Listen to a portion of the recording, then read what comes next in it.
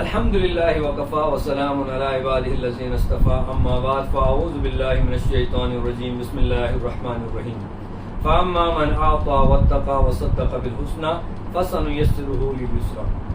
محترم سامعین کرام، اللہ رب العزت قرآن میں 3 صفات کو بیان فرما کر یہ فرما رہے ہیں جن کے اندر یہ 3 صفات ہوں گی تو میں اس کو جنت میں پہنچانے کے لیے راستے ہموار کروں گا، آسانی کے ساتھ، سہولت کے ساتھ میں اس کو جنت پہنچاؤں گا۔ ان میں سے پہلی صفت یہ بیان فرمائی فاما من اعطى، جو اللہ کے راستے میں خرچ کرتا ہے۔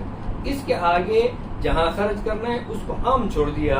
کہ جہاں کہیں بھی اللہ کے راستے میں خرچ کرنے کی ضرورت ہو جائے، کوئی ضرورت مند ہو، کوئی مقروض ہو، حاجت مند ہو، کوئی مساجد مدارس بن رہے ہوں، اللہ کے راستے میں کوئی لڑ رہا ہے، کوئی غازی ہے، جہاد میں جا رہا ہے، جہاں کہیں بھی اللہ کی دین کی خدمت ہو رہی ہو، جہاں بھی ضرورت ہو وہاں پر خرچ کرتا ہے۔ دوسری صفت فرمایا واتقى،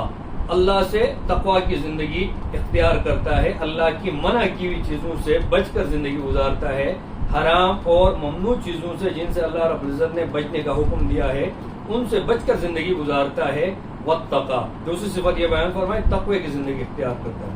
تیسری صفت بہت اہم ہے، فرمایا وصدق بالحسنى،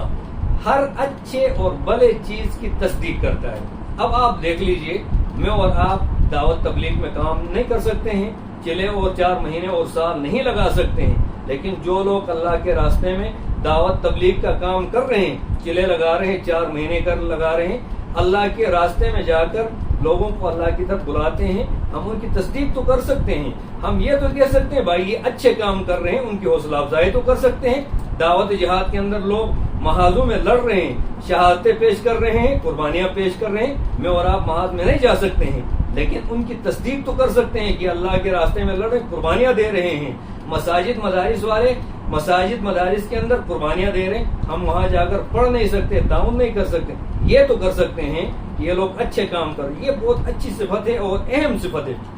فرمایا وصدق بالحسنى، ہر اچھے اور بھلے کام کی تصدیق کرتا ہے۔ اب فرمایا فَسَنُيَسِّرُهُ لِلْيُسْرَى،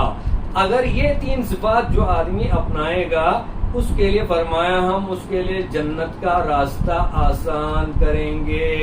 فَسَنُيَسِّرُهُ لِلْيُسْرَى، یسرا سہولتوں کی جگہ کو کہتے ہیں، راحتوں اور آسائشوں کی جگہ کو کہتے ہیں، اور وہ جنت ہی ہے۔ فرمایا ہم اس کے لیے جنت کے راستے ہموار کریں گے۔ آج سے عزم کر لیں، ہم جو دینی کیا کام کر رہے ہیں ان کے علاوہ جن میں ہم کام نہیں کر سکتے ہیں ان کی حوصلہ افزائی کریں گے، ان کی تصدیق کریں گے، دعوت تبلیغ میں جا کر خود حصہ لیں گے، نہیں لے سکتے ہیں ان کی حوصلہ افزائی کریں گے، دعوت جہاد میں خود شریک ہوں گے، اگر شریک نہیں ہو سکتے ہیں ان کی حوصلہ افزائی کریں گے، ان کی مالی معاونت کریں گے، مساجد مدارس میں جا کر خود ہی نمازوں میں دینی تعلیمات کے اندر شامل ہوں گے، اگر دینی تعلیمات کے لیے مدارس میں نہیں جا سکتے ہیں ان علماء کرام طلباء کرام کی حوصلہ افزائی کریں گے، ان کی عزت اور تکریم کریں گے، تو اللہ رب العزت ان کے ساتھ محبت کی وجہ سے انشاءاللہ ہماری بھی بخشش فرمائیں گے۔ اللہ رب العزت مجھے بھی اور میرے تمام جملہ سامعین کو بھی مساجد مدارس کے ساتھ،